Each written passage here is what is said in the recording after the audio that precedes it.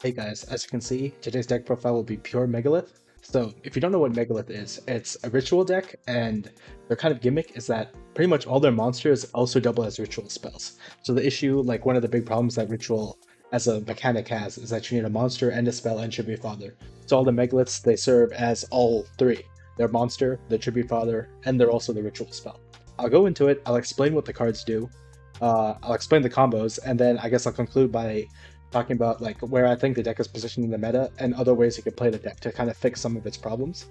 So to start, I'm playing 3 Manju.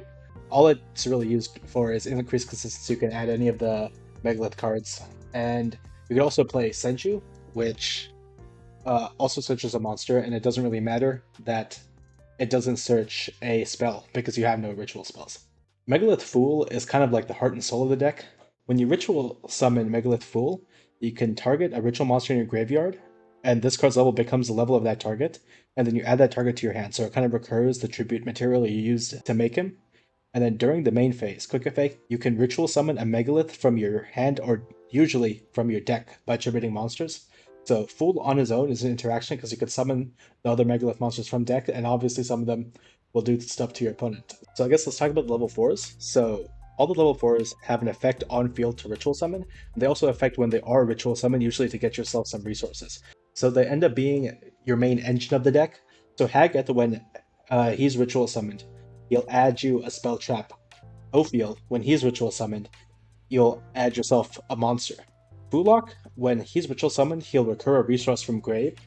And then both of these, Haggith and Ophiel, the ritual summon from hand, but Fulok is different in that he ritual summons from grave, and also his ritual summon effect is a quick effect, so it's not that bad to end on him. So next let's talk about Megalith Notra Plura. So Plura was introduced in Doomer Dimensions, and it's actually part of the reason that this deck as pure has legs. Its first effect is really strong on your turn. You can reveal this card in your hand. This turn, your opponent cannot activate cards or effects in response to the activation of your Megalith Ritual monster effects. And because almost the entire deck is Megalith Ritual monster effects, and a lot of, like, all your ritual spells are technically monster effects, so you can pretty much do whatever you want, and your opponent can't really stop it. And then on field, when your opponent activates a card effect, quick effect, you can negate that activation if you do destroy that card. And if that negated card or affects targeted cards on the field, you contribute 1 monster your opponent controls. On field, obviously, it's an Omni Negate, which is crazy, and it has a little bit of upside. It doesn't come up a lot, but that's good. So next, let's talk about the level 8s. So the level 8s, their gimmick is all of them can be discarded from their hand to ritual summon a Megalith Ritual monster. So they're all double as ritual spells. And then when they're on field, they have a certain effect. So Eritron, his on-field effect negates effects that target your cards. Doesn't really come up a lot, but the important thing about him is his ritual summon effect, where he discards himself to ritual summon a monster, is a quick effect. So you usually want to end with him in your hand to get a ritual summon on your opponent's turn. Bethor is the other one of your main interactions. The first one obviously being the Plura Omni Negate. Bethor, when he's ritual summoned, pops cards your opponent controls equal to the number of ritual monsters in your graveyard. Obviously, the entire deck is ritual monsters, and this will regularly pop at least 3, and I've had multiple times where I popped 5, 6, 7 cards. So this is like the main interaction of the deck, and it gives the deck like pretty solid matchups into like a lot of back row decks where they try to like set on you. You can just summon Bethor and pop back row. And then lastly, we're playing 1 Megalith Phallic. Her on-field effect is quite simple. All monsters you control gain 300 attack and defense for each ritual monster in your graveyard. So she kind of helps with you being able to kill your opponent. This deck's follow-up is not the best. It has follow-up, but you kind of want to kill pretty fast, and Phallic really helps with that. It's also another name to add to your hand to ritual summon with, because all the ritual summons are once per turn. So next, let's go into the spell traps. So we're playing 1 Megalith Portal. What it pretty much does is if a Megalith monster is special summon, you can target a ritual monster in your graveyard, add it to your hand, so it's a bit of resource recovery, but you're not usually going to search this card. The main card you're going to be searching and using in all your combos is Megalith Anastasis. So this card is new in Doomer Dimensions. This and Plura really made the deck much stronger than it was before. What this card does is you can discard 1 card, add 2 Megalith monsters, 1 level 4 or lower, 1 level 8 or higher from your deck to your hand. On field, whenever you ritual summon, you can either draw 2 cards and discard 1 card, or tribute 1 monster your opponent controls. You'll always be drawing 2 and discarding 1 on your first turn. And the next card is Megalith Unformed. So the main effect of Unformed is you could ritual summon a Megalith ritual monster from your deck in defense position by tributing monsters from your hand or field whose total levels equal exactly twice its level. So you're mostly playing this to get out more copies of Fool or your level 4s by tributing a level 8. It's a very good 2-card combo starter, and you can set it on your opponent's turn just to get you more ways to ritual summon and for more redundancy. So that's pretty much the main core of the deck, and then the rest can be devoted to hand traps or board breakers or whatever you want for your non-engine. Because Anastasis draws you 2 cards and discards you 1, you can do that also on your opponent's turn. I decided to board into a bunch of hand traps. I'm currently playing 3 Droll, 3 Nib, 3 Purge. Purge's restrictions don't affect this deck at all. And it even plays pretty well with the hand traps I'm playing. And then I'm playing 2 Veiler, 2 Ogre. All the hand traps cost points and they're obviously very high quality. And this is probably the main reason to play the deck in this way, is that you get the best hand traps and the best non-engine you could want for the extra deck. It really doesn't matter. I'm just playing every single Slayer target possible, and you could theoretically make a 4, so you could play some like good generic 4s, but they're pretty hard to make and they almost never come up. I think I've summoned rank 4 maybe once. And then for the side deck, I'm just playing regular side deck staples. You could play the Scolding because you're not going to really be setting many spells and traps. I guess let's go into the combos so I can kind of explain the way the deck functions. So there's no way I could show like every single possible combination of cards in your hand, but I'm going to show like 4 or 5 and they should be pretty applicable to most hands you have. And like if you understand like why I'm doing the things I'm doing and the stuff I need to search, then you should be able to make a combo with whatever hand you have that plays. For the first combo, we're going to get the most bread and butter combo. That's involving any level 8 Megalith.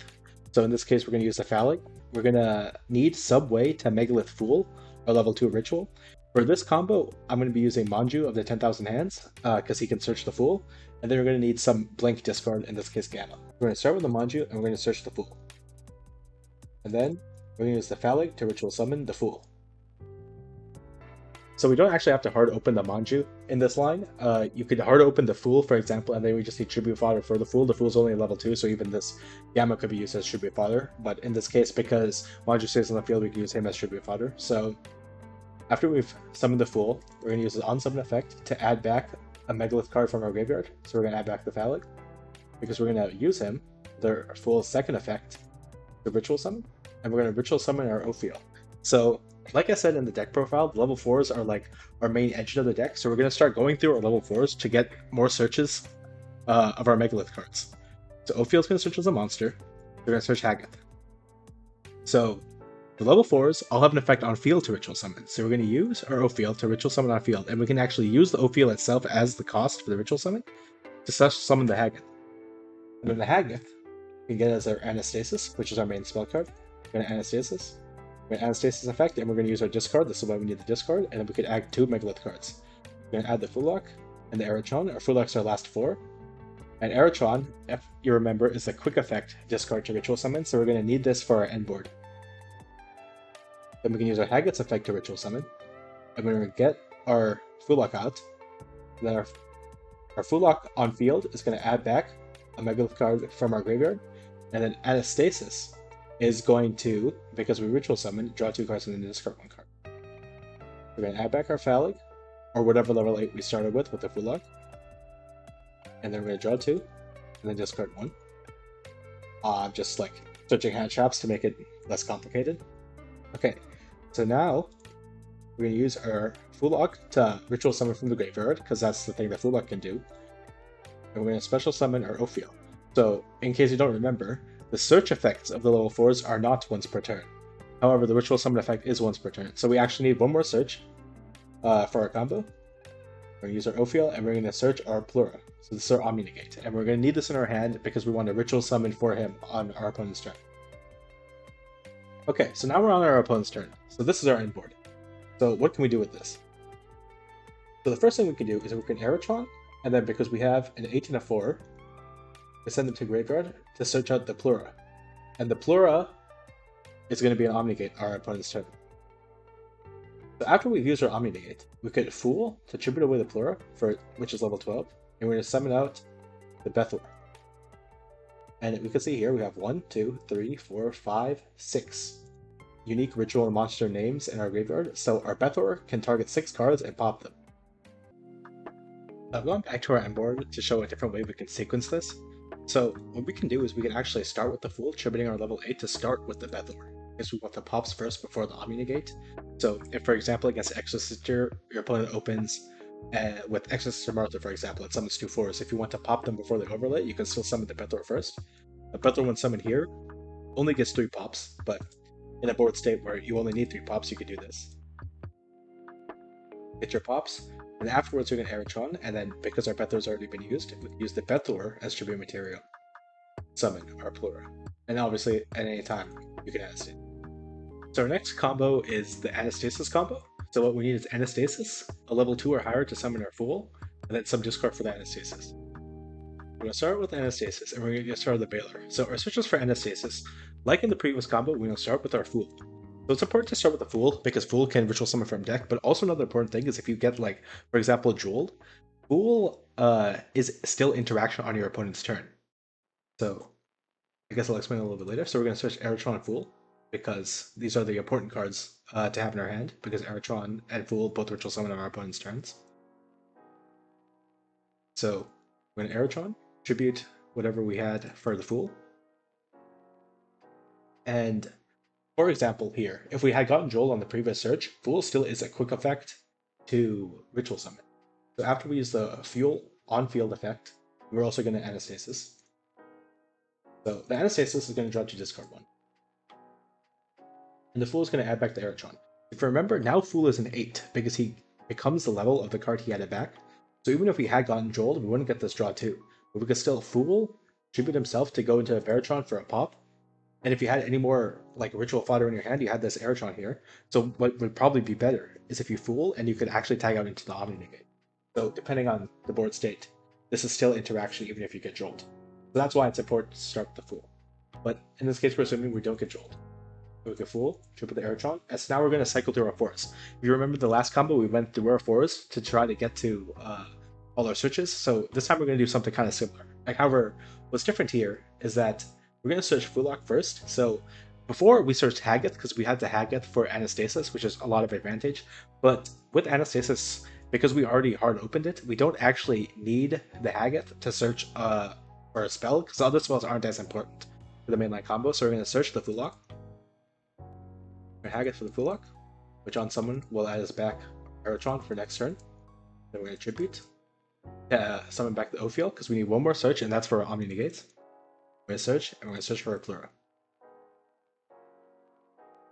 So yeah, on our opponent's turn, so in this combo, what we're missing is, in the previous combo we started with a level 8, we weren't able to start with that level 8, so we can't end with it in our hand. However, we still can put up the two main interactions. Because on our opponent's turn, Fool contribute himself because he's an 8. And summon out the Bethor, and the Bethor will pop 2 monsters only because we weren't able to hard open that many, but that's plenty fine. And then afterwards, with an Eritron, we're going to tribute the 8 and the 4 for a Nurture Plura. So this is why we had to Bethor first. So for this next combo, I'm going to talk about how we're going to use Unformed to start comboing and how we're going to start comboing by starting with the 4s. So we're going to start with Unforming by tributing any of the 8s. We go to Ophiel. And what we're going to have to do is we're going to have to start cycling the 4s before we get to our Fool. So we're going to get our Haggoth. Get the Haggoth out. Get their Anastasis. Anastasis, discard. Get Eritron, Fool. And then we're going to use Haggoth's effect, tributing herself the cost of the Fool. And now that we have our Fool, we can finish up the combo. So we get our draw 2, discard 1, and our add back from the Fool. We're just gonna Fool, we get the add back, we get to our Foot Lock. Then we're gonna add back our tribute. Get our last search for our Omni Negate. And this is pretty much the end board and the hand resources we had in our first combo, so you just play it out the same way. Let's say we start with the 4 by using our 8, for example. This is quite similar to the last combo, but this is like a hand you might see where you have like 1 4, 1 8, and then like some ritual fodder. We have the ritual fodder, and we're going to tribute it for our Haggoth. We're going to search our this. We're going to activate it. We're going to discard. We're going to search Fool, and our Eritron. Then this time we can Haggoth for the Fool. And the Fool will add us our 8 we used in the beginning. Then we can tribute that 8. We get our Ophiel. Get our draw 2. 1. Full lock, our last 4. We open the full lock, which will add us back our level 8. That'll tribute for the Ophiel. And now we're going to search for Omni. And here, this is the same end board if you remember in our first combo.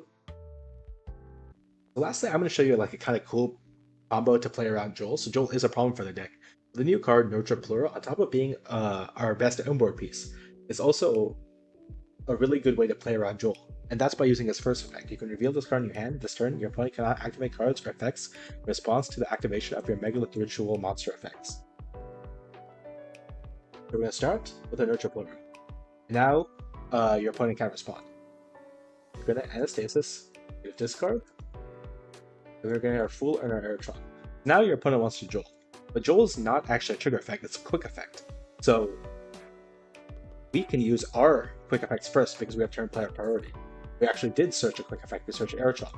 We're going to use Aerotron as our quick effect diffuse, and because we're using a Megalith Ritual monster, because our Nurture Plura made it so your opponent cannot activate cards or effects in response to the activation, your opponent can't chain Droll here. We're going to Ritual Summon for the Fool, and then we're going to get our draw 2. After our add back, we're going to get our draw 2, and discard 1. Now, your opponent again wants to Droll, but in case you forgot, we got another quick effect on the field. We have our Fool's on-field effect to tribute and Ritual Summon. So what we're going to do is we're going to Fool with Prio. So now your opponent can't change Droll to the Fool either. And here we're going to get the Ophiel. We're going to kind of do the Anastasis Combo, where we Ophiel for the Fool lock. And now here, your opponent can Droll. But here, we actually already have what we need. So we can Ophiel to tribute for the Fool lock, which will switch us our Aerotron for next turn. And because we opened for the Nurture Plura, in our previous combo, what we did was we tributed the Fool lock to special summon our Ophiel to search the Plura. But because our Plura is already in the graveyard, we already have access to it because Fool lock actually ritual summons from the graveyard. So on our opponent's turn, for example, we get Fool lock and we're going to use the Aerotron as fodder instead of actually as the way to ritual summon the Plura on our opponent's turn. Now obviously we have Anastasis, and then at any time we could Fool because it's an 8, and we can either tribute itself for the Bethor, or we could tribute the Plura after it's been used to bring out the Bethor. So I'm going to tell you guys some cards that you can consider when building your deck that I'm not playing, and I'm going to explain like why they would or wouldn't be good, and just to make you guys aware of them. So the first card is Pot of Extravagance. So I think this card is actually optimal in the deck. You can cut down on some of the 8s, or you can play higher pointed hand traps to cut down on some of the hand trap slots, just to fit in a playset of Extrav. Obviously the extra deck doesn't matter, and you could just get a free +1. I'm not playing it in this video, simply because like I think this card's going to get pointed soon. I just want to future-proof the video a little bit, so it's not in the main deck. But if you were going to play this deck before the points ban list, I would definitely play the Extrav. Next card I want to talk about is Gamma. So Gamma's good to play into Droll, because combos that lead with Anastasis, for example, don't have a monster on field after you've completed your first search. So if your opponent tries to Droll you could just Gamma them, and obviously getting Droll is good, and then you have the materials either used as ritual fodder, or you could play a Synchro 8. And the other hand trap I want to talk about are the Mulch Armies. So the Mulch Armies are good because they're on 4s. So a card like Ghost Joker, for example, is only enough tribute fodder for the Fool. However, the Mulch Armies being 4s are enough tribute fodder for our Megalith 4s. And there aren't really very many good level 4 hand traps, so the Mulch Armies are definitely worth playing. Another reason that cards like Gamma and the Fool Lost synergize with this deck is if we draw them going first, we could just use them as tribute fodder, as discards for Anastasis, and it doesn't actually feel that bad.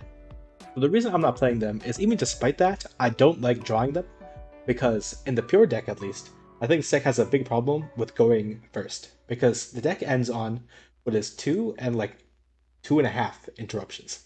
And against a lot of decks, that is sometimes not enough. I think this deck is definitely very breakable, and you can definitely play around it if you know what the deck's trying to accomplish.